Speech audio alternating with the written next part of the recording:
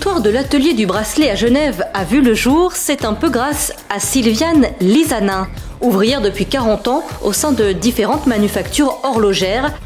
La société pour laquelle elle travaille est en mauvaise posture financière. Son fils, Fabien, accompagné de son frère Olivier, décide de créer l'atelier du bracelet pour conserver ce savoir-faire si important aux yeux des fondateurs.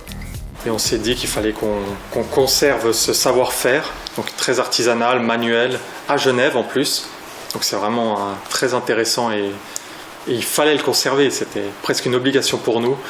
Donc on s'est dit qu'il fallait qu'on se lance dans cette aventure de créer une société. Au début entre les deux frères, avec notre maman comme ouvrière principale. Et puis on a rencontré ensuite un jeune associé, donc César, qui a su nous motiver et puis nous guider aussi. On n'a pas créé ça pour se dire on le tient 10 ans et on arrête.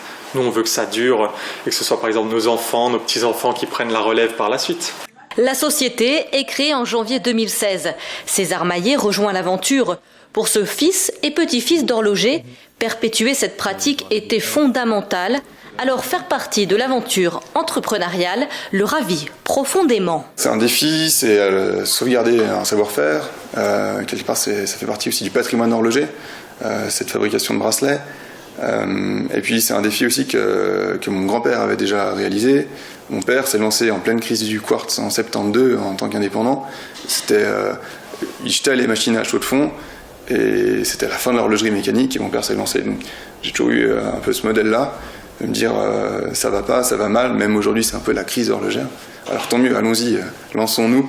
Et le savoir-faire étant là, le patrimoine étant là, eh bien, il faut se lancer et je me suis lancé, voilà. Sous l'impulsion des 3 cofondateurs, l'équipe s'attelle à répondre à des maisons horlogères genevoises, mais aussi aux particuliers. 80% du travail est fait à la main. 50 étapes manuelles sont nécessaires pour réaliser le produit final, un bracelet en cuir. Les fondateurs aspirent désormais à acquérir cette technique et façonner à leur tour le cuir. C'est ce qu'on s'est dit en réalisant l'entreprise, c'est qu'il fallait qu'on apprenne ce métier. Même en étant les créateurs, on serait aussi les ouvriers, tout compte fait. Parce qu'on doit savoir de quoi on parle. Même si on apprend le fonctionnement, il faut savoir le faire exactement. Que ça, si un client un jour vient vers nous et nous demande des explications, on est capable d'expliquer de A à Z. Dès le mois de septembre 2016, les cofondateurs ouvriront les portes de leur boutique à quelques pas du lac Léman, à Genève.